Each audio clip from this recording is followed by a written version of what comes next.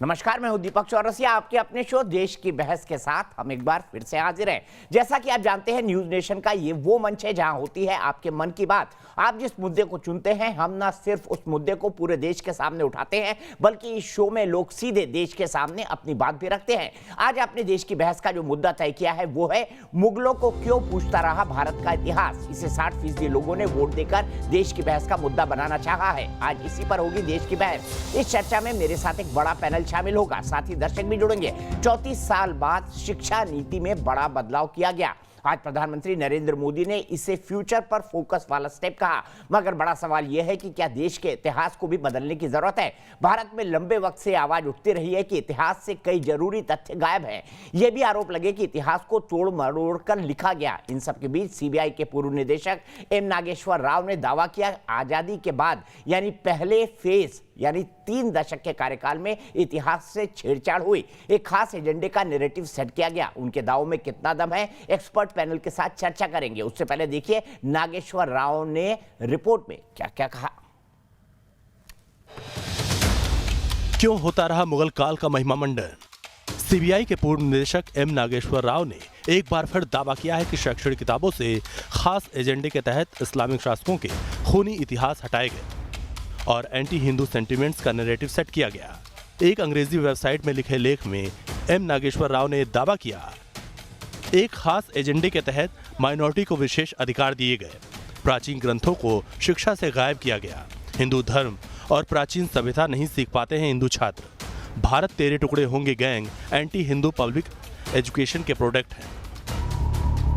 इससे पहले एम नागेश्वर राव ने 25 जुलाई को एक ट्वीट किया था, जिसमें उन्होंने ये दावा किया कि देश के पहले शिक्षा मंत्री रहे मौलाना आजाद और वामपंथियों ने बड़ी सफाई से खूनी इस्लामिक शासकों के इतिहास से छेड़छाड़ की। आपको बता दें कि नागेश्वर राव आजादी के बाद 3 दशक के जिन शिक्षा मंत्रियों का जिक्र कर रहे हैं, उनमें मौलाना अबुल कलाम आजाद, हुमायूं कबीर, MC छागला, फखरुद्दीन अली अहमद, नूरुल हसन जैसे दिग्गजों ने 1947 से 1967 तक देश के शिक्षा मंत्रालय की जिम्मेदारी संभाली, जबकि 10 साल VK राव ने जिम्मेदारी संभाली।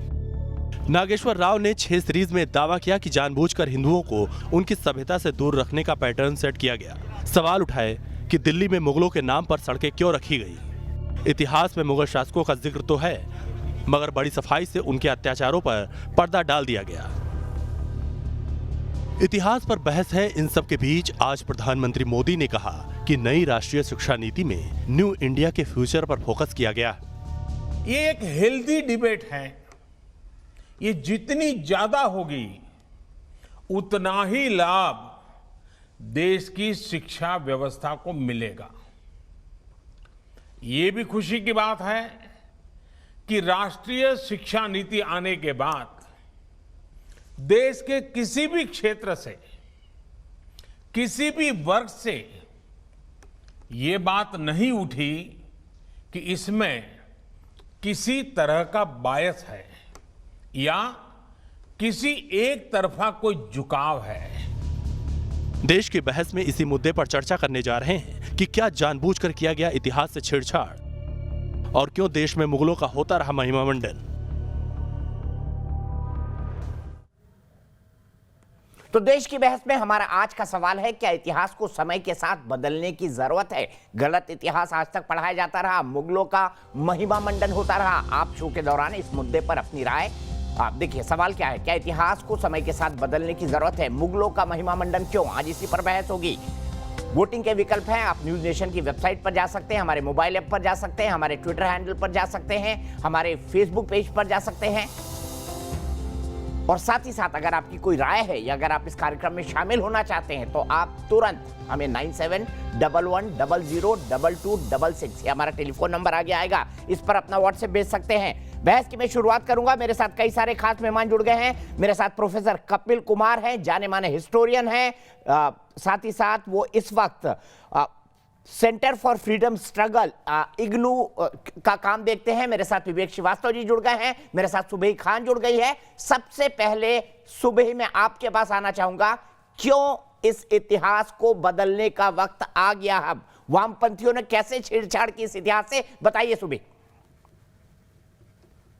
सबसे पहले तो ये डिबेट जो हम करने बैठे हैं, आप ये देखिए कि एन नागेश्वर राव जी ने सच बोला और उनको सच बोलने के लिए इतना ज़्यादा क्रिटिसाइज़ किया जा रहा है, उनकी जॉब का हवाला दे दिया जा रहा है। मैं तो कहती हूँ कि अगर इस देश में सच बोलना पाप है, अगर इस देश में सच नहीं हम लोगों को बोलने दिया जाएगा, तो आप अशोक चक्र के नीचे से हटा दीजिए सत्यमेव जयते।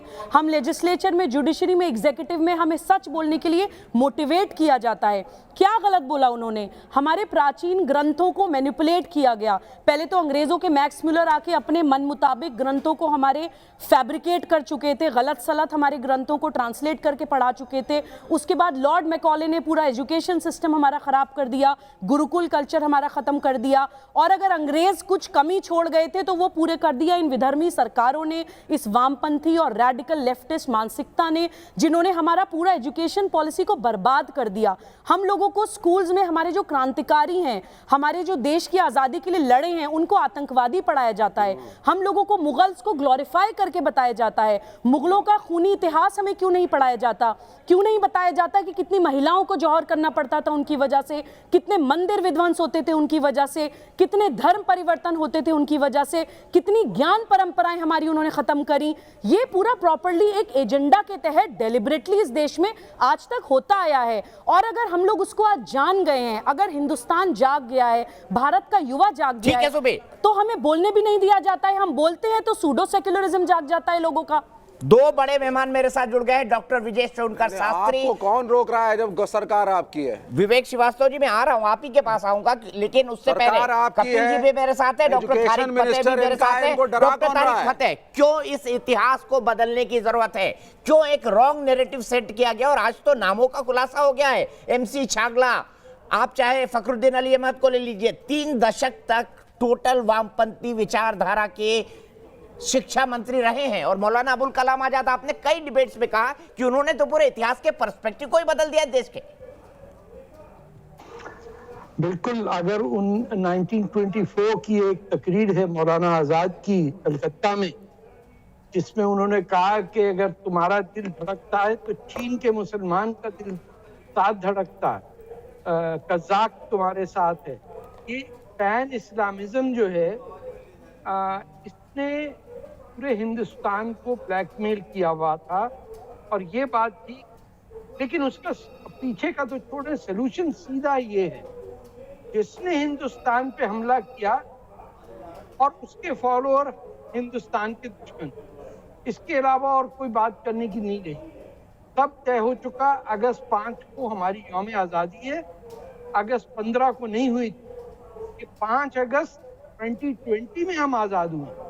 ये बात नहीं करें, बाबर से लेके महमूद गजनवी, बिन कासिम, ये सड़कें वड़कें, काशी की मस्जिद, ये जामा महमूद गजनवी जाके, ये जो कुछ भी हुआ, ये तो ये सेट जीरो करके बात करनी पड़ेगी। झूठ पहले चल चुका, अब दौर है सच, सीधी बात।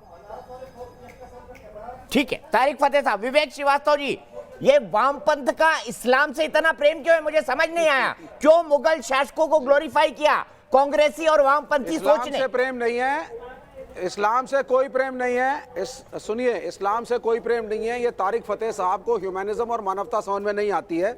इनको समझ में नहीं आता कि ओसामा बिन लादेन ने बड़ी मानवता की, ह्यूमनिज्म किया। विवेक श्रीवास्तव जी, बड़ा ह्यूमनिज्म किया। प्लीज बोलने दीजिए, अब आप बीच में आप बोलने दीजिए प्लीज।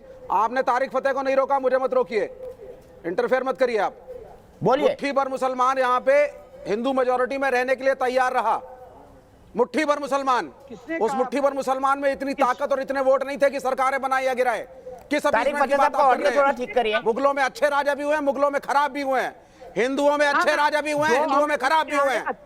राजा राजा होता है, राजा विस्तारवादी होता है, राजा लड़ता है, राजा कर वसूल करता है, उसको धर्म के नाम पे ग्लोरीफाई गलत मत करिए। ये सुबुही खान कैरियन को डराया जा रहा है। सरकार आपकी, मंत्रालय आपका, एजुकेशन विभाग आपका, यूजीसी आपके अंडर, आपको कौन डरा रहा है? कौन डरा रहा है आपको? अपने हिंदुत्व के एजेंडा के अंतर्गत आज आप धर्म के अनुसार निर्णय करेंगे कौन राजा किस धर्म का अच्छा और किस धर्म का राजा गलत। अंग्रेजों ने यहाँ हुकूमत करी, तारिक फतेह साहब का सवाल है आपके लिए, फिर डॉक्टर साहब के पास जाऊंगा। तारिक फतेह जी और कपिल कुमार जी भी इंतजार कर रहे हैं, उनके पास जाऊंगा। तारिक साहब सवाल पूछे विवेक श्रीवास्तव से। मुझे राजा दाहिर के नाम पे एक मिनट में आ रहा हूं। पूछिए। राजा दाहिर के नाम पे एक सड़क नहीं रखी। दीपक जी 1 मिनट दीजिए मुझे। ये भी नहीं पता राजा दाहिर है कौन। जो इतिहास, सुनिए सुनिए तारिक फतेह साहब सुन लीजिए, आप सुनिए जरा। हमें इतिहास में पढ़ाया गया कि औरंगजेब ने शहीद किया सिखों के गुरुओं को।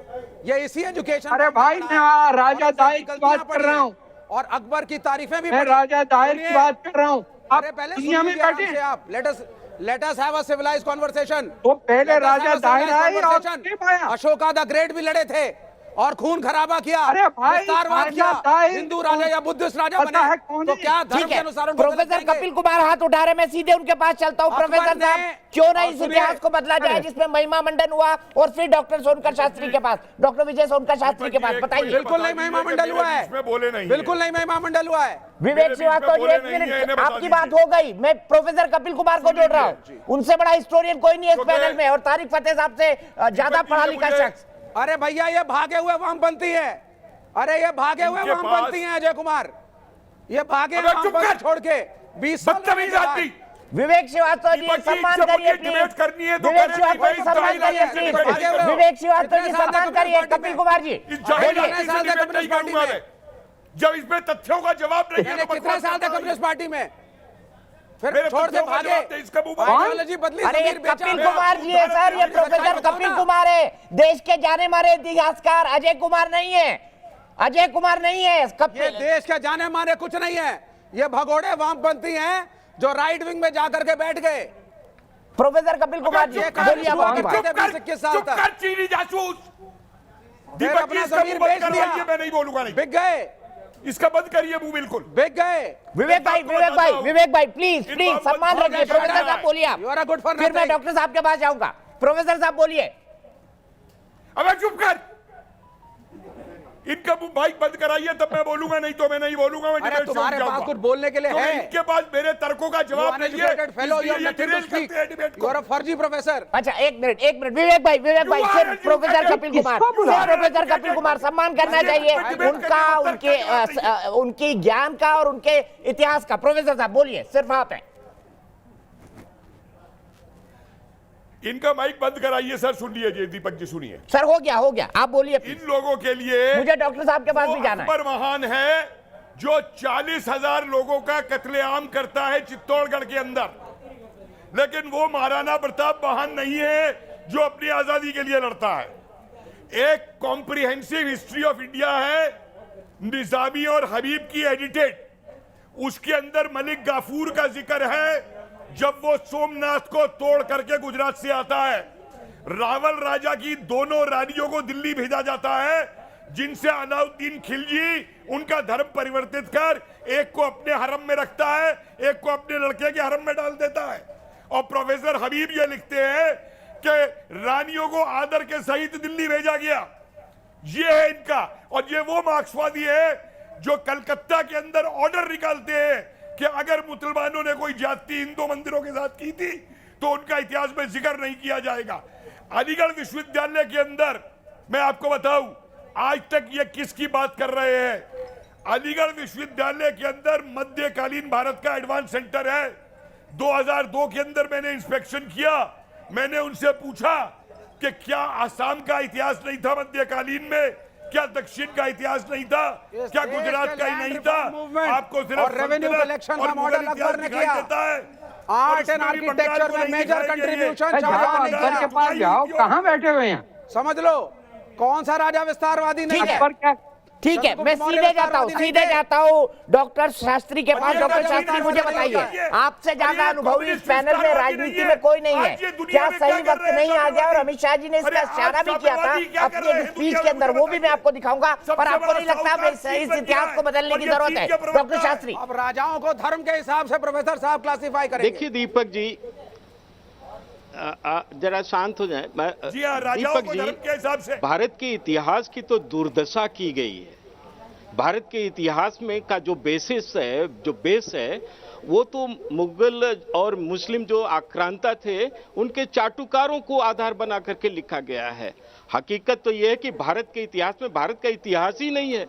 वो तो एक काली रात्रि थी 1000 साल की, उसी काली रात्रि की जिक्र है। देखिए, मैं एक फैक्ट के साथ बात करना चाहता हूं। सारे विद्वान लोग बैठे हुए हैं, मैं अपेक्षा करता हूं कि इस पर विचार करें।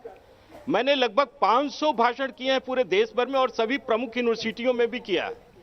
मैंने एक प्रश्न उठाया है कि 12वीं सेंचुरी के पहले अगर भारत में अनटचेबिलिटी का, अस्पृश्यता का एक उदाहरण कोई हमको दे दे तो मैं उसके घर में सफाई का काम करूंगा। और न्यूज नेशन पर दीपक चौरसिया के इस शो में आज मैं पुनः वो चैलेंज को करता हूं। लेकिन भारत का 12वीं सदी के बाद का इतिहास देखिए ना, 5 नए वर्ग का उदय हुआ। दलित हुआ, आदिवासी हुआ, मुस्लिम हुआ, ईसाई हुआ और सिख तो 15वीं शताब्दी में हुए। आप सोचिए, भारत के का इतना भयानक ये काली रात्रि रही कि 5 नए चेहरों का उदय हुआ। डॉक्टर अंबेडकर ने एक पुस्तक लिखी, हु वेर शूद्रास। उसके पहले पेज के 3rd पैराग्राफ में लिखा था, मैं कोट कर रहा हूं, उन्होंने लिखा कि वर्तमान भारत के जो दलित हैं ये प्राचीन या वैदिक काल के वेदों को कोट करता हूं, जिसमें शूद्रों के रहने के अलग कानून, ब्राह्मण के अलग, वैश्य के अलग है। लेना देना नहीं मैं है। वेद को कोट करता हूं, मैं वेद को कोट करता हूं, मेरी बात मैं पूरी होने मनुस्मृति को दीजिए। कोट करता हूं। देखिए, ये ऐसे जिसमें चिल्ला वेद करके या सच्चाई पुराण दबाते पढ़ने पर हैं। अब सच्चाई के दबने वाला नहीं पिघला हुआ है। शीशा डालेंगे। अब देश में सच्चाई सामने मैं आएगा तुलसीदास को कोट और देश करता का हूं। इतिहास जो वामपंथियों ने, और कांग्रेसियों ने गंवार, लिखा शूद्र, है, पशु, नारी, उसको ये है मुद्दे ताड़न कर के दिया अधिकारी। जाएगा। सच्चाई किसको आएगी, कोट देश करूं के मैं? सामने तुर्क सच्चाई लेके आए आएगी। थे। मुझको सिखा रहे हो। मैंने डॉक्टर अंबेडकर को कोट किया है। कमोड हिंदुस्तान में तुर्क लेके आए दीपक थे। जी, ये कोई मामूली बात और नहीं कर रहा हूं। मध्यकालीन के मैंने अंदर आपको दलितों वेद ने वेद कोट ठीक है, मैं सबसे पहले दर्शक आकांक्षा तिवारी के पास चलता हूं। आकांक्षा तिवारी हमारे साथ जुड़ गई और उसके बाद डॉक्टर तारिक फतेह साहब के पास जाऊंगा। आकांक्षा, मैं आपसे जानना चाहता हूं, हमने जो इतिहास में पढ़ा है वो हाफ ट्रूथ है, क्यों बदला गया इस इतिहास को और क्या लगता है आपको सही समय के साथ सही इतिहास आना चाहिए? बिल्कुल सहमत हूँ कि ये जो हिंदू धर्म को नीचा दिखाया गया इतिहास में, वो पूरी तरह से एक पक्षीय लेखन किया गया है इतिहास का। देखिए, हमारी सनातन संस्कृति बहुत ही समृद्ध है और जो इतिहास लेखन किया गया है उसमें हमारी संस्कृति को हर तरह से छुपाने का और मिटाने का प्रयास किया गया है। जो मुस्लिम शासक हैं उनको ऐसे दिखाया गया जैसे वो बहुत महान रहे हैं। आप चाहे औरंगजेब की बात करें, शाहजहां की बात करें, औरंगजेब जिसने कि कितने हिंदू मंदिरों को तोड़ दिया, सोमनाथ टेम्पल को लूट दिया, लेकिन कहीं पे भी इतिहास में एक बार भी ऐसा नहीं लिखा गया है कि वो एक लुटेरा था या क्रूर शासक था। वहीं इसके विपरीत अगर आप बात करें छत्रपति शिवाजी की, महाराणा प्रताप की, अशोका की, तो इनका महिमा मंडन कहीं पे भी नहीं किया गया है। मतलब कहीं ना कहीं ऐसा लगता है कि हिंदुओं की संस्कृति और सभ्यता को पूरी तरह से दबाने की और उन्हें नीचा दिखाने की कोशिश की गई। ठीक है, तारिक फतेह साहब, मैं सीधे आपके पास आऊंगा। आकांक्षा ने फतेह की बात कही है, मुझे आप बताइए क्यों भारत के स्कूली इतिहास में वेद नहीं पढ़ाए गए, भारतीय संस्कृति को नहीं पढ़ाया गया, पुरातन सभ्यता क्या थी ये नहीं पढ़ाया गया? हमको तो अभी मालूम पड़ा है कि भारत के अंदर ही सर्जरी की शुरुआत हुई थी। तारिक फतेह साहब, देखिए, मसला ये कि 1947 के बाद जो गवर्नमेंट ऑफ इंडिया थी वो चाहती थी कि अरे सर, ये इतने शोर में मैं कैसे बात? सर कोई नहीं बोल रहा है, सिर्फ आप बोल रहे हैं। अच्छा, ओके, तो ये जो नॉन अलाइंड मूवमेंट थी, अरब वर्ल्ड था, इसमें नेहरू जी और कांग्रेस की हुकूमत कहती थी कि बर्रे सगीर हिंदुस्तान ये जो है इसमें India represents the Muslims of the area. और उस डिप्लोमेटिक स्टडी में जो पंचशीला के अंदर भी साइन किया, इंडोनेशिया में भी हुआ और नासिर के साथ भी हुआ, सबके साथ हुआ, ये मजबूरी हुई कि वीटो पावर दे दिया गया राइट विंग मुसलमानों को, और कम्युनिस्ट पार्टी इस चक्कर में फंसी रही जो ईरान में उनके साथ हशर हुआ। बाद में हमें पता कि जो माइनॉरिटी एंटी अमेरिकन हो उनके साथ लग जाते थे। तो वही कम्युनिस्ट पार्टी, आपको यहाँ लोगों को नहीं पता, उन्होंने 1946 के इलेक्शन में 20,000 सीपीआई के मेंबर भेजे पंजाब में मुस्लिम लीग के लिए, ताकि पंजाब का बंटवारा हो। तो ये आप समझें कि जो लेफ्ट जिसको चाहिए था यूनिफाइड करना, उसने इंडिया की टुकड़े करने की बात की, क्योंकि अधिकारी रिपोर्ट ये थी कि जितने टुकड़े होंगे उतने इनकलाब और रेवोल्यूशन आने में आसानी हुई। तो हमको सब पता है अंदर की बात क्या है, और ये अपने आप को more loyal than the king के नेहरू जी और इंदिरा गांधी मस्जिदों में जा रहे हैं और बात कर रहे हैं ऐसे जैसे कि वो हमसे ज्यादा मुसलमान है, और इसके अंदर वोट बैंक बन गया। यहाँ तक कि आप देखिए कि जो राजीव गांधी का केस है, शाबानो केस है, हर जगह ये टेरराइज होते थे मुस्लिम वोट बैंक से और हथियार डाल देते थे। सबकी बात यही गलत। ये तो यानी कहाँ से मोदी जी आ गए कि उनको सामने अपना गलत क्या बात है। मैं एक और आपको बात बताऊं कि ये इतनी जहालत फैलाई है हिंदुस्तान में। तारिक फतेह जी, पहला हमला है वोट बैंक की पॉलिटिक्स। प्लीज मैं आपके पास आ रहा हूँ, प्रोफेसर कपिल कुमार के पास जाऊंगा, सिर्फ तारिक फतेह साहब और फिर डॉक्टर शास्त्री के पास। सुबह मैं आ रहा हूँ आपके पास, आप अपने समय के लिए मुझे एक कमेंट शास्त्री जी से लेना है। तारिक फतेह साहब कंक्लूड करिए। देखिए मैं करता हूं। सबसे पहला हमला हिंदुस्तान पे किया मोहम्मद बिन कासिम ने।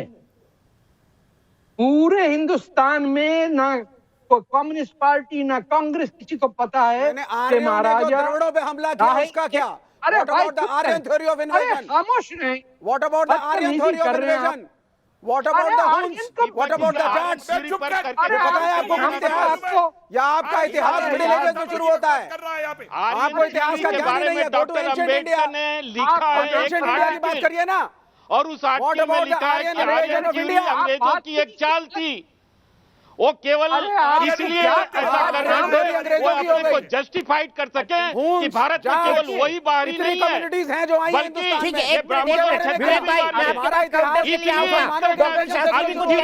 प्रोफेसर कपिल कुमार को जोड़ता हूँ। प्रोफेसर साहब आप बताइए कि किस एजेंडे के तहत ये हो रहा था? सरकार क्या चाहती थी? क्या सिर्फ वोट बैंक बनाना ही मकसद था या कोई दबाव भी था? नहीं दीपक जी, देश को लूटने दीपक जी मैं बताता हूँ, था। वामपंथी और कांग्रेसियों ने मिल करके देश को लूटा है। इंदिरा गांधी की सरकार बनाने के लिए कांग्रेसियों को वामपंथियों को खुली छूट दे दी गई थी। ठीक है, मैं प्रोफेसर साहब के पास आऊंगा, लेकिन तारिक फतेह साहब, मैं अयोध्या गया था भूमि पूजन के लिए और मैं भूल गया कि मैं आपके लिए प्रसाद लाया हूं और मैं आपको वर्चुअली खिलाना चाहता हूं, सभी को खिलाना चाहता हूं। इनफैक्ट विवेक भाई आप भी खा लीजिए। मैं तो पहले मैं खाऊंगा, मैं पहले भी नहीं, ये तो मैं लोगों से ये तो धर्म को अफीम समझते हैं, इनका तो यही काला चेहरा है। होने जा रही है। अरे भैया क्यों जल ये वामपंथी जो है वर्चुअली खिला रहा हूं सबको प्रसाद। इनको शर्म आनी ये वही चाहिए, भोग है जो रामलला को लगा था प्रधानमंत्री जी के द्वारा। और प्रोफेसर साहब आपको भी खिला रहा हूं वर्चुअली। ये देखिए राम तीर्थ क्षेत्र के ये लड्डू हैं, मैं खास तौर से विवेक भाई के लिए लाया था। चाहता हूं जरा सुन लीजिए, इसका क्लोजअप लीजिए प्लीज। मैं उस प्रसाद को प्रणाम करता हूँ। क्या खाएंगे छोड़िए, ये बहुत ही शुभ दिन है, ऐसे प्रसाद आप खिला रहे हैं, लेकिन हकीकत तो ये है कि देश के साथ खिलवाड़ किया गया है। और शास्त्री मैं ये भी बता दूं कि पहला प्रसाद का डब्बा केवल कांग्रेस और वामपंथियों का हाथ रहा है। पहले प्रसाद का डब्बा एक दलित परिवार को गया जिसको पहला घर मिला था आवास योजना में। पहला प्रसाद का डब्बा एक दलित परिवार के घर गया अयोध्या में, ये भी एक हकीकत है। इसके बारे में विवेक श्रीवास्तव क्या कहेंगे? इसका क्लोजअप लीजिए भैया। बनाओ तब मानेंगे। इनका तो घर लूट गया है। ये तो कांग्रेसी और वामपंथी लूट पीट गए हैं। लैंडिंग के दौरान एक एयर इंडिया का विमान रनवे से फिसल गया है जिसमें करीब 180 यात्री सवार थे, इसलिए मैं इस बहस को थोड़ी देर के लिए रोक रहा हूं। एक बड़ी खबर है, दुबई से आया एयर इंडिया का विमान रनवे पर फिसल गया है। यह हादसा हुआ है केरल के अंदर। ये देखिए लाइव तस्वीरें हम आपको दिखा रहे हैं एयर इंडिया के विमान के फिसलने की। 180 यात्रियों के बारे में इसमें बैठे हुए थे, ये सूचना मिली है केरल के कोझिकोड में। एयर इंडिया का विमान रनवे पर फिसला है, तस्वीरें भी हम आपको कुछ दिखा रहे हैं। 180 यात्री इसमें सवार हैं। दुबई से आ रहा था एयर इंडिया का यह विमान, लैंडिंग के दौरान रनवे पर फिसल गया है एयर इंडिया का विमान। प्रार्थना करते हैं कि किसी भी तरह कोई व्यक्ति हताहत ना हो, यही प्रार्थना करेंगे हम।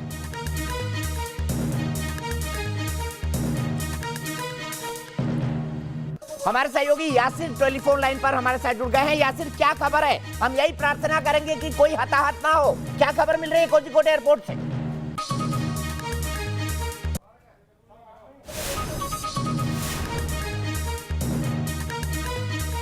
यासिर, अगर आप मेरी आवाज सुन पा रहे हैं, क्या खबर मिल रही है केरल कोर्ट से?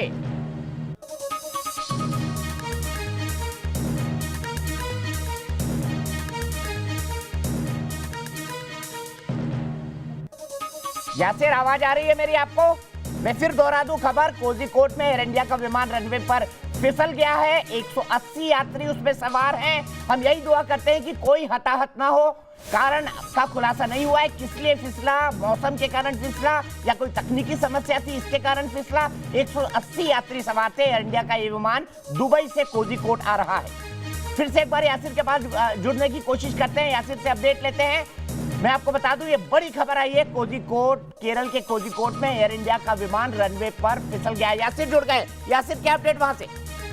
जी बिल्कुल, देखिए अभी जो है वहाँ पे इमरजेंसी टीम्स पहुंच गई है, फायर सर्विस भी पहुंच गया है, लेकिन अभी तक कोई खबर ये नहीं मिल पा रही है कि क्या इस हादसे में कोई यात्री घायल हुआ है या किसी की मौत हुई है। लेकिन जिस तरह की तस्वीरें सामने आ रही है अभी तक साफ दिख रहा है कि फिसल गया है ये एयरक्राफ्ट जब ये लैंड कर रहा था, क्योंकि टेबल टॉप एयरपोर्ट बताया जा रहा है ये है, उस वजह से नीचे खाई की तरफ गया है। और जो तस्वीरें हम देख रहे हैं अभी उसमें साफ दिख रहा है कि आधा हिस्सा जो है वो टूटा हुआ है, लेकिन आग की तस्वीर कहीं पे मिल नहीं है। राहत की बात है अभी तक, क्योंकि जिस तरह की तस्वीरें अभी तक सामने आई है, डायरेक्टर जो है कैलिकट एयरपोर्ट के, उनका कहना है कि इस टाइम जो है पहली प्रायोरिटी है वहां से सभी यात्रियों को सुरक्षित बाहर निकालना, लिहाजा वो डिटेल नहीं दे रहे हैं कि कितने यात्री इसमें थे, लेकिन बताया जा रहा है कि 191 यात्री थे कुल मिलाकर, अगर हम देखें क्रू और पायलट्स की बात करें।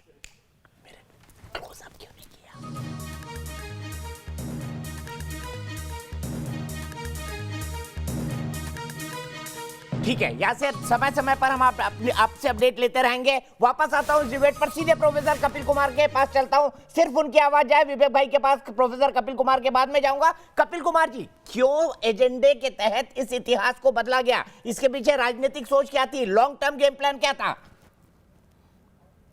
आप मुझसे पूछ रहे हैं किसी और से पूछ रहे हैं? आपसे ही पूछ रहा हूं प्रोफेसर साहब। जी दीपक जी, हाँ जी, सुनिए सुनिए दीपक जी, देखिए इन्होंने ये किया कि एक व्यक्ति थे सैयद अहमद खान, जिन्होंने 1857 के क्रांतिकारियों को बदजात और बदमाश बताया, हिंदुओं को ही नहीं मुसलमानों को भी बदजात और बदमाश बताया, और जिन्होंने अंग्रेजों से ये कहा कि एंग्लो मोहम्मदन अलायंस करिए हिंदुओं पे राज करने के लिए। इन मौलाना आजाद साहब ने उनके यहां पे स्टैंप इशू करवाए पूरे के पूरे, और एक पूरी साजिश की तहत एक भी ये नहीं बताएंगे, एक इतिहासकार अलीगढ़ यूनिवर्सिटी के, और ये कि मुगल काल के अंदर दलितों की क्या स्थिति थी। मैं चैलेंज के साथ कहता हूं, मुझे एक रिसर्च वर्क दिखा दे हिंदुस्तान के अंदर कि मुगल काल में दलितों की क्या स्थिति थी, जबकि मुगल काल का जो सामंतवाद था वो दलितों की स्थिति के लिए जिम्मेवार है। उसको इन्होंने छुपाया, और छुपा छुपा करके हर चीज के अंदर इन्होंने एक वोट बैंक बनाने के लिए, और ये लेफ्ट का तो हाल ये है जनाब कि ये तो इतने बड़े विस्तारवादी बने हुए हैं आज भी। जो आपने कहा किसी ने कि ये समझते थे कि क्रांति ले आएंगे, जो तारिक फतेह साहब कह रहे थे, इनको ये नहीं मालूम कि पाकिस्तान में ही इनके लेफ्टिस्टों को फांसी की सजा दे दी गई थी। तब नेहरू के पैर पकड़े थे इन्होंने जाके, और नेहरू उन्हें बचा के लाया था सन 47 के बाद में। ठीक है, एक एजेंडा के सीधे विवेक श्रीवास्तव जी को जवाब लेता हूं। विवेक श्रीवास्तव जी, आप सबको विस्तारवादी कहते हैं, क्या चाइना से बड़ा कोई विस्तारवादी है आज के इस जमाने में? बताइए। सुन लीजिए, आप वही तो मैं पूछ रहा हूं कि चाइना से बड़ा विस्तारवादी है और चाइना से बड़ा साहूकार, आप सुनिए, चाइना से बड़ा महाजन दुनिया में कोई है क्या? प्रोफेसर सुन लीजिए जरा, जिसकी ये वकालत करते हैं। थोड़ा ज्ञान ले लीजिए। चुप कर, मुझे तुझे नहीं सुनना, अरे मुझे तुझे नहीं सुनना है, सुनो, मुझे तुझे नहीं सुनना है। मैं लेफ्टिस्टों को लात मार करके लेफ्टिस्टों को छोड़ के आया था। जो तुम कह रहे हो ना लेफ्टिस्ट पकड़ा, लेफ्टिस्टों को लात मार के आया था। तुम्हें कम्युनिस्ट पार्टी से निकाला गया और तुम भागे फिर रहे हो। निकाले नहीं, तुझे लात मार के योग्य नहीं थे कम्युनिस्ट पार्टी में रहने के, तुम्हारी ये प्रॉब्लम है। अरे भागे नहीं फिर रहा हूं मैं, कपिल कुमार हूं, समझे? मैं तुम्हारी तरह किसी पार्टी का प्रवक्ता नहीं हूं, मैं गुलाम नहीं हूं चीनियों का, मैं गुलाम नहीं हूं तुम्हारी तरह किसी पार्टी का, मैं कपिल कुमार हूं, समझे?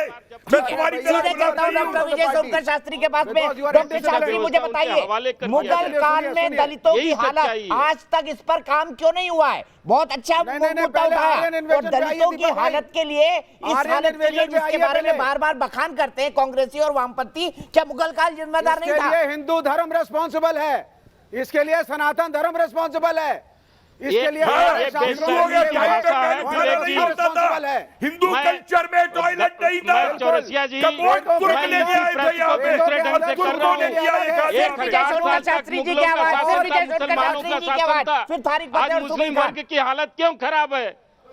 क्योंकि ये लोग शासन नहीं लूटपाट कर रहे थे, और भारत में केवल लूटपाट हुआ है, ब्रिटिश हुकूमत में भी लूटपाट हुआ है, भारत में अभी कांग्रेस के समय में भी लूटपाट हो रहा है।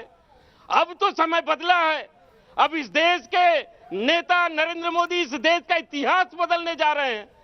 इनको बेचैनी होगी, पर इनकी बेचैनी से कोई फर्क नहीं पड़ता है। भारत का इतिहास बदलेगा, भारत का इतिहास सही मायने में जो सही इतिहास है वो सामने आएगा। अब इसे कोई नहीं रोक सकता। अब ये कांग्रेस का नहीं, अब ये मोदी जी का राज है। मोदी जी वो ही सच्चाई ले आएंगे जो इस देश की सच्चाई है, इसको कोई नहीं रोक सकता। देखिए, हकीकत तो ये है कि इस देश में जिस तरह से षड्यंत्र रच करके इस देश को बर्बाद करने की कोशिश की गई है चौरसिया जी, वो दुर्भाग्यपूर्ण रहा है, वो बहुत ज्यादा दुर्भाग्यपूर्ण रहा है। भारत में दलित तो थे ही नहीं। ये जिनको शूद्र कह रहे हैं, हकीकत में ये है कि डॉक्टर अंबेडकर ने जो लिखा है कि भारत के वर्तमान दलित या प्राचीन या वैदिककालीन शूद्र नहीं है, इनका शूद्रों से कोई लेना देना नहीं है। लेकिन आज जो भी डिबेट होता है वो शूद्रों की बात की जाती है, डॉक्टर अंबेडकर को भुला देने की कोशिश की जाती है। डॉक्टर अंबेडकर ने इस देश की सच्चाई को किया। अभी आर्यन थ्योरी की बात हो रही थी, आर्यन थ्योरी पर डॉक्टर अंबेडकर ने स्पष्ट कहा था गत शताब्दी का सबसे बड़ा अगर मजाक है तो आर्यन थ्योरी है, और अंग्रेजों ने सिर्फ इसको इसलिए चलाया था कि वो ये सत्यापित कर सके कि केवल वही भारत के विदेशी नहीं है, बल्कि भारत में जो अपर कास्ट के लोग हैं ये भी विदेशी है। ये एक षड्यंत्र था, और डॉक्टर अंबेडकर ने इस षड्यंत्र का पर्दाफाश भी किया है। ठीक है, विवेक श्रीवास्तव जी जवाब दे दीजिए। डॉक्टर अंबेडकर को कोट कर रहे हैं, आप तो पूछते हैं उनको, जवाब दीजिए इनकी बात का। फिर तारीफ फतेह जी, ये डॉक्टर अंबेडकर को पढ़ते ही नहीं है, डॉक्टर अंबेडकर को जानते ही नहीं है। सबसे पहली चीज, डॉक्टर अंबेडकर सबसे पहली चीज रामायण में शंभुक के वध का वर्णन है, पढ़ने की जरूरत है। रामायण के समय में शंभुक के वध का वर्णन है, और शंभुक को मारा गया क्योंकि वो शूद्र था लेकिन शास्त्र पढ़ता था। दूसरी बात, आर्यन थ्योरी ऑफ रिलीजन है, पढ़े लिखे ग्रेटर नोएडा पढ़ने की कोशिश करो में हुआ, क्या लिखा है उसके पिता के कहने पर मैंने कहा डॉक्टर अंबेडकर ने लिखा तीसरी है बात कि भारत के वर्तमान दलित प्राचीन वेदों के अंदर शूद्र नहीं है, वेदों के अंदर शूद्रों का वर्णन है, डॉक्टर अंबेडकर से बढ़ जाओगे। भगवत गीता में वर्ण व्यवस्था का वर्णन है, और इसके अलावा मनुस्मृति में कहा गया है डॉक्टर कि अगर कोई शूद्र शास्त्र सुनेगा कि तो उसके कान में पिघला हुआ शीशा डाला जाएगा। तुलसीदास ने कहा है, ढोर गवार शूद्र पशु नारी, ये है ताड़न के अधिकारी, वर्ण व्यवस्था सनातन धर्म का इन्होंने इस्लाम अपनाया, इन्होंने इस्लाम अपनाया। कहां से आया? जो हमारे इतिहास के, जो हमारे हिस्ट्री के अंदर हमको यजुर्वेद नहीं पढ़ाया जाता, अथर्ववेद नहीं पढ़ाया जाता, हमारे वेद क्यों नहीं पढ़ाए जाते? महाभारत और रामायण और गीता हमारे पाठ्यक्रम का हिस्सा क्यों नहीं है? आप समझाइए क्यों? शर्म आती है ऐसे लोगों के और साथ यही सवाल श्रुति खान से होगा। फिजिक्स मत पढ़ो, केमिस्ट्री मत पढ़ो, इंजीनियरिंग मत पढ़ो, डॉक्टरी मत पढ़ो, दीपक जी अब जा करके सब छोड़ दो, विवेक पढ़ लो। और जब कोविड भाई सबके बीच में मत बोलिए, आपको पर्याप्त वक्त दे रहा हूं। तारिक फतेह साहब, देखिए, जब आपके सामने ये एविडेंस है कि हिंदुस्तान के अंदर बैठ के लोग हिंदुओं से इतना दुश्मनी करें और इतनी हिकारत से देखें और पर्दा लें वो अपना चीन और रूस के कम्युनिस्ट पार्टियों से, तो ये तो वो लोग हुए जो पढ़े लिखे अनपढ़ मार्क्सिस्ट हैं। इन्होंने डायलेक्टिकल मटेरियलिज्म पढ़ी नहीं है, ये सिर्फ नफरत के काबिल हैं। यही सीपीआई ने ईरान में जब मुल्लाओं की हुकूमत आई तो हिंदुस्तान में कहा कि अलायंस बनाओ उनके साथ। जब 50,000 ईरान के कम्युनिस्ट मर गए तो ये खामोश हो गया, अपनी बिरयानी और नहारी खाने चले गए। लेकिन आप अंदाजा लगाइए कि इंडिया के अंदर ये so called educated anti Hindu sentiment जो है, इसमें अपनी मॉडर्निटी शो करते हैं कि भाई हम इतने इनलाइटेंड हैं कि हम अपनी माँ बाप और उनको गाली देते हैं। तो बस मेरे पास तो एक टेस्ट है, जो ज्यादा दलित से बात करता है अपनी बेटी की शादी करा दे दलित से, उस दिन मैं मान लूंगा। ये तो अब तो कम्युनिस्ट पार्टी के अंदर भी बड़े बड़े टीके लगे होते हैं, बड़ी बड़ी बातें होती हैं और सारे के सारे मिलियनेयर हैं।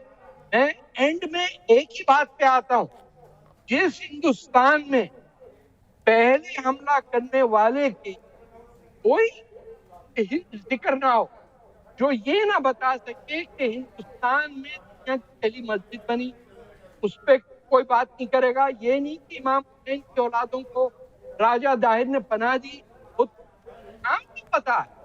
ये वो लोग हैं जिनके सिंध, दक्षिणा, मुंजुदारो को नफरत से फेंका कि हम चलेंगे स्टालिनग्राड। भैया चले जाओ, या सोमालिया चले जाओ, कहीं चले जाओ, तुमको माफ कर दो। 1000 साल से लोग तंग कर रहे हैं और तुम आज बैठ के हिंदुस्तान के अंदर हिंदू गालियां दे रहे। ये इसका इलाज ऐसे थोड़ी होगा। ये कल्चरल इनका जो है इनके साथ करना पड़ेगा। इनके दिमाग गया जाए और इन खुद अपनी माओ और अपने शर्मिंदगी ना हो। ये सब ये क्या हो गया, और इनको मुझे आज देखिए और समझते हैं कि सब फर्स्ट क्लास था और राजा महाराजा घूमते थे, लड़कियां नाचती थी, बस that is their idea of India. और तो ये समझते हैं कि एक डाउन कास्ट बैकवर्ड हो गए, तो इन्होंने वेस्टर्न में पढ़ा है कि क्या होता। ठीक है सुबह, मैं आपसे जानना चाहता हूं, मेरा वही सवाल, जो गीता महाभारत ये हमारे इतिहास का, हमारे पाठ्यक्रम का हिस्सा नहीं है, क्यों रामायण नहीं पढ़ाई जाती, क्यों महाभारत नहीं पढ़ाई जाती, क्यों वो चिकित्सा शास्त्र नहीं पढ़ाया जाता है जो हमारे पुराणों की देन है, क्यों? जानना चाहता हूं सुबह आपसे। फिर विवेक श्रीवास्तव के पास जाऊंगा, प्रोफेसर संगीत रागी भी जुड़ गए हैं, प्रोफेसर गंगा साहेब भी जुड़ेंगे और थोड़ी देर में मेरे एक दर्शक जुड़ जाएंगे जिनका नाम है मीनाक्षी जी। सुबह दीपक जी, ये सारी चीज़ें हमें एक एजेंडा के तहत नहीं पढ़ाई जाती हैं, क्योंकि इन्हें हमारे भारत को और हमारी भारतीय संस्कृति को ना ही सिर्फ तोड़ना है बल्कि ख़त्म कर देना है पूरी तरह से। चाहे वो जिहादी हो, चाहे वो वामपंथी हो, दोनों एक दूसरे के तो दुश्मन हैं, लेकिन भारत के सामने जब लड़ना हो तो दोनों दोस्त बन जाते हैं। विवेक जी ने एक सवाल पूछा कि सुबुई खान को कौन डरा रहा है। मैं आपके चैनल के माध्यम से उनको बोलना चाह रही हूँ कि सुबुई खान को तो आप सब लोग मिलकर भी नहीं डरा सकते, क्योंकि सुबुई खान ने हमारे वेदांत की अहम ब्रह्मास्मि के फलसफे को आत्मसात कर लिया है। जब वो ब्रह्म मेरे अंदर बैठा है तो आप विधर्मी मानसिकताएं मेरा कुछ नहीं बिगाड़ सकती। एक मैं आपको बात बताना चाहती हूँ, हम यहाँ पे किसी एजेंडा की बात नहीं कर रहे हैं, हम ये कह रहे हैं कि जिन मुगलों ने अच्छे काम किए आप उनको ग्लोरीफाई करेंगे। आप औरंगजेब और दाराशिकों में औरंगजेब को ग्लोरीफाई करेंगे। हमारे जितने भी ज्योतिर्लिंग हैं उसमें से बहुत इंपॉर्टेंट मंदिर काशी विश्वनाथ मंदिर को विध्वंस करने वाले औरंगजेब को आप ग्लोरीफाई करते हैं और दाराशिकों को आप ग्लोरीफाई नहीं करते। दाराशिकों को औरंगजेब ने भी मारा और आप लोग दाराशिकों की मानसिकता वाले हर मुसलमान को आज की तारीख में मारते हैं। इससे आपका एजेंडा पता चलता है। हम लोग तो ये कहते हैं हमारी संस्कृति में सबसे बड़ा विलेन रावण, हिंदू मुस्लिम तो छोड़िए ब्राह्मण था। हम कास्ट सिस्टम की भी बात नहीं करते। हमारी संस्कृति में कोई अपने बच्चों के नाम रावण, कंस नहीं रखता है, होलिका, शूर्पणखा नहीं रखता है, लेकिन ये लोग औरंगजेब रखेंगे, तैमूर रखेंगे, कासिम रखेंगे। तो साफ पता चल रहा है कि इनका एजेंडा है कि जो भी भारत के फेवर में चीज हो उसके खिलाफ बोलो। इन लोगों ने युवाओं को डरा रखा है। मुसलमान युवाओं को संगीत से दूर रखेंगे, भारतीय संस्कृति से दूर रखेंगे, कला से दूर रखेंगे, इस्लाम के खिलाफ है, हराम है। हिंदू युवाओं को इतिहास, संस्कृति, शास्त्र से दूर रखेंगे, बोलेंगे कि ये तो सेक्युलरिज्म के खिलाफ है। ये इनका एजेंडा है युवाओं को देश से दूर रखने का। हिंदुओं का अपना कंट्रीब्यूशन है, युवा जा चुका है। ये लोग हिंदुस्तान प्रगति करेगा। कम्युनिस्टों का क्या है? विवेक श्रीवास्तव जी की बात को आगे बढ़ाने के लिए कि ऐसा क्यों हुआ, मेरे साथ प्रोफेसर गंगा साहेब भी जुड़ गए। प्रोफेसर गंगा साहेब, क्यों रखा जाता है बाबर लेन, बाबर रोड, औरंगजेब रोड, वो औरंगजेब जिसने काशी विश्वनाथ को नेस्तनाबूद किया एक तरीके से?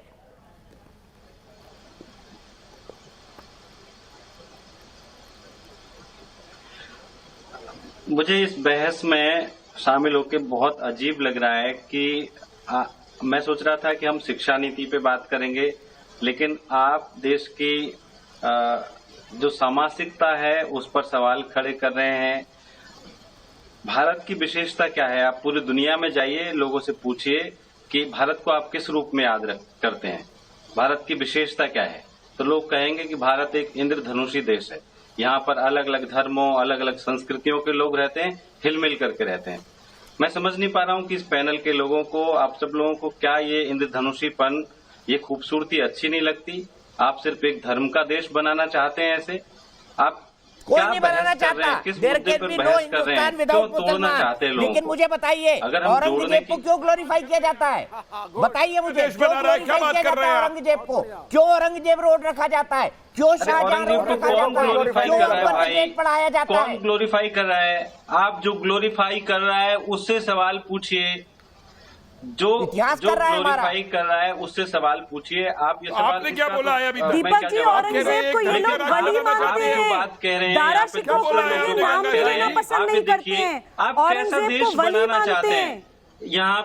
यहाँ पर डॉक्टर अंबेडकर को गलत ढंग से कोट किया जा रहा है। यहाँ पे इतिहास से गलत उदाहरण दिए जा रहे हैं। लोग अपने नाम के साथ प्रोफेसर और डॉक्टर जोड़ ले रहे हैं, लेकिन इतिहास की कोई जानकारी नहीं है। बताइए भाई अंबेडकर को बताइए क्या कौन सा पढ़ाया? गलत उदाहरण दिया है? अंबेडकर मैं चैलेंज करता हूं आपको, बताइए। मीनाक्षी मेरी एक दर्शक जुड़ गई है, बहस को आगे ले जाऊंगा, सीधे डॉक्टर प्रोफेसर संगीत रागी के पास चलूंगा। मीनाक्षी जी, आपको क्या जो इतिहास पढ़ाया गया उसमें लगता है कि वाकई आपत्तिजनक है?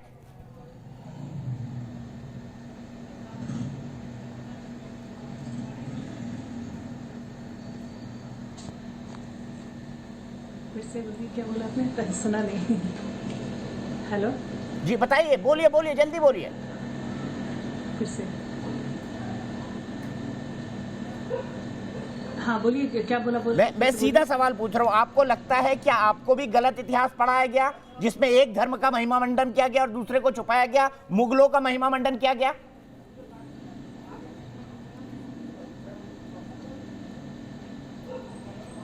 नहीं, ऐसा है ना, मुझे तो ये लगता है कि जो सरकार कर रही है, अब जो जिन्होंने भारत देश के लिए कुछ नहीं किया, उनको नया इतिहास में आगे लिखा जाना चाहिए। ठीक है मीनाक्षी जी, मैं सीधे आपकी राय ले चलता हूँ यहाँ पर प्रोफेसर संगीत रागी के पास, उसके बाद कपिल कुमार जी के पास आऊंगा।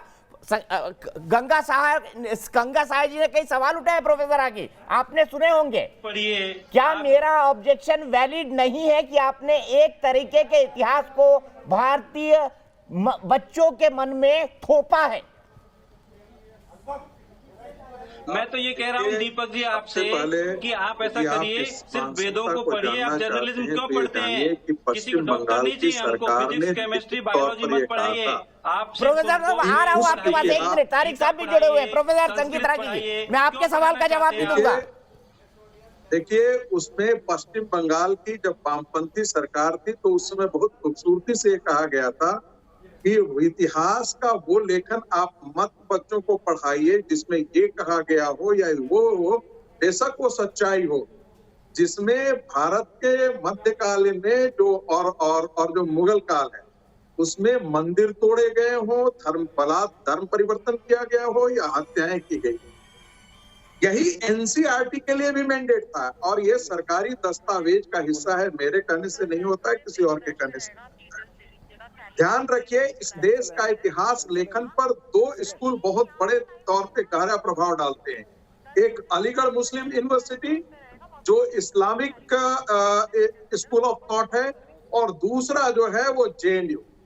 यदि आप देखिएगा कि भारत के इतिहास लेखन में औपनिवेशिक इतिहास लेखन, वामपंथी इतिहास लेखन और इस्लामिक इतिहास लेखन, तीनों इतिहास लेखन ने इस भारत के प्राचीन इतिहास से नाता काटा है। लेखन नहीं है और भारत का जो भी सर्वोत्तम है उसको घृणा के तौर पर प्रस्तुत किया है।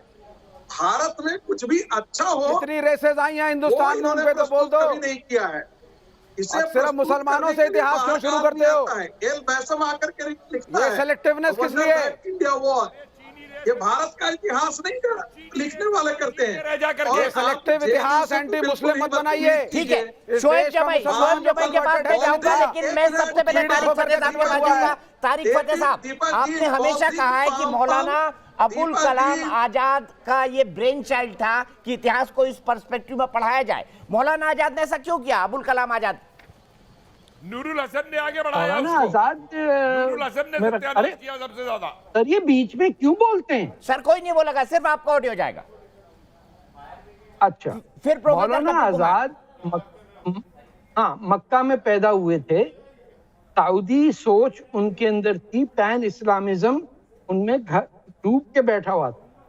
उनकी और मोहम्मद अली जिन्ना की फर्क ये था कि हिंदुस्तान के हिंदुओं को पे राज कैसे किया जाए, पाकिस्तान बना के फिर हिंदुस्तान पे हमला किया जाए या यहीं रह के हिंदुस्तान की मौलाना अबुल सोच कलाम बदली आजाद जाए। Decided to stay in unified India and did not go to Pakistan. अरे छोड़ें तारिक फतेह, आप इलाज कराइए दिमाग का अपने।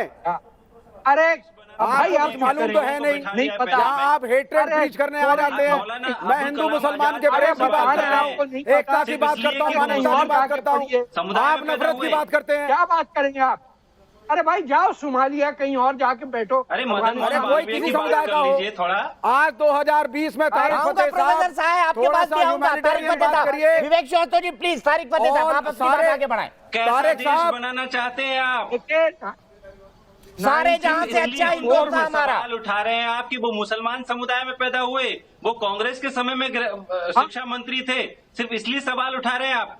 अरे मौलाना आजाद तो बता रहा हूं, फतेह साहब की नॉलेज ठीक नहीं है। ये हेट्रेड का एजेंडा लेकर के आ रहे मक्का हैं। में पैदा हुए। अरे तारिक मक्का में फतेह पैदा साहब, इस हुए। देश में 70 साल से हिंदू मुसलमान एकता के साथ रहा है और आगे भी रहेगा। तारिक फतेह साहब आप कंट्रोल करिए, मत सुनिए, सिर्फ तारिक फतेह साहब की आवाज एक मिनट के लिए अगले। बेशरम, बिल्कुल आपने भगोड़े किस्म के पूरे हिंदुस्तान पंजाब सिंध को भाग के आके बैठ गए। जहाँ पे आप दम होता तो लड़ते गफ्फार खान की तरह। आप जाके जिसको माल काटना था बैठ के कांग्रेस में लूटने लग गए। क्यों छोड़ा आपने बाचा खान को? क्यों छोड़ा आपने सिंध को? राम के बेटे लव और केश और लाहौर छोड़ के आ गए और अब भी बैठे हुए कि पाकिस्तान अमन की आशा कुछ सीमेंट सस्ता मिल जाए। छोड़िए बातें, ये सब ये नहीं चलेगा। अब अगस्त 5, 2020 यौम आजादी है, खत्म हुई बात। और ये मौलाना जो आपके एजुकेशन मिनिस्टर थे, उनकी तकरीर सुनिए 1924 में कलकत्ता में। उन्होंने क्या कहा, हिंदू कौन है और मुसलमान कौन है, पता चल जाएगा आपको। ये ट्रेडमार्क बना दिया आपने कि हमारा अबुल कलाम आजाद बड़े अच्छे थे। ठीक है तारिक फतेह साहब, यही सवाल शोएब जमाई से। शोएब जमाई, क्यों किया मौलाना साहब ने ऐसा? आपके जैसा एजेंडा तो 1947 में भी था, देश को बांटने वाला। मुझे तो बड़ी हैरत हो रही है कि देश में कभी किसी ने नहीं सोचा था कि कुछ लोग 2020 में ऐसे पैदा होकर के छुछमुख की तरह आ जाएंगे जो मौलाना आजाद की इंटीग्रिटी पे सवाल उठाएंगे। मैं माजरत चाहूंगा, मैंने ऐसे शब्दों का इस्तेमाल किया, लेकिन बात यह है दीपक चौरसिया जी, मुझे आप 1 मिनट खाली अनइंटरप्टेड दे दीजिए, मैं आपको बता देता हूँ। दिए बस 1 मिनट, टाइमर लगा दीजिए।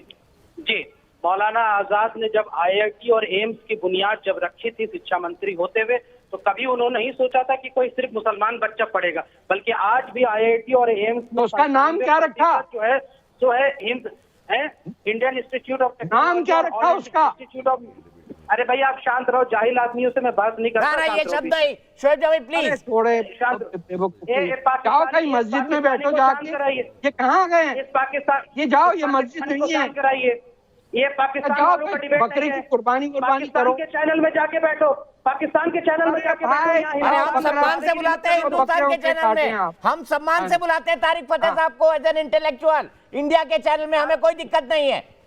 अरे भाई, मैं पाकिस्तानियों का सम्मान नहीं कर सकता, मैं हिंदुस्तानी हूँ, घर से कहता हूँ। तो आप मत बोले, चैनल में आप जाएं पाकिस्तान। मेरा टाइम है ना, सम्मान कर सकता है, तू अपना नहीं कर सकता। मेरा टाइम है ना, मुझे ISI का एजेंट है तू। आप बोलो पाकिस्तान जिंदाबाद, बोलो। ISI का एजेंट है तू, बोलो, नारे लगाओ पाकिस्तान जिंदाबाद।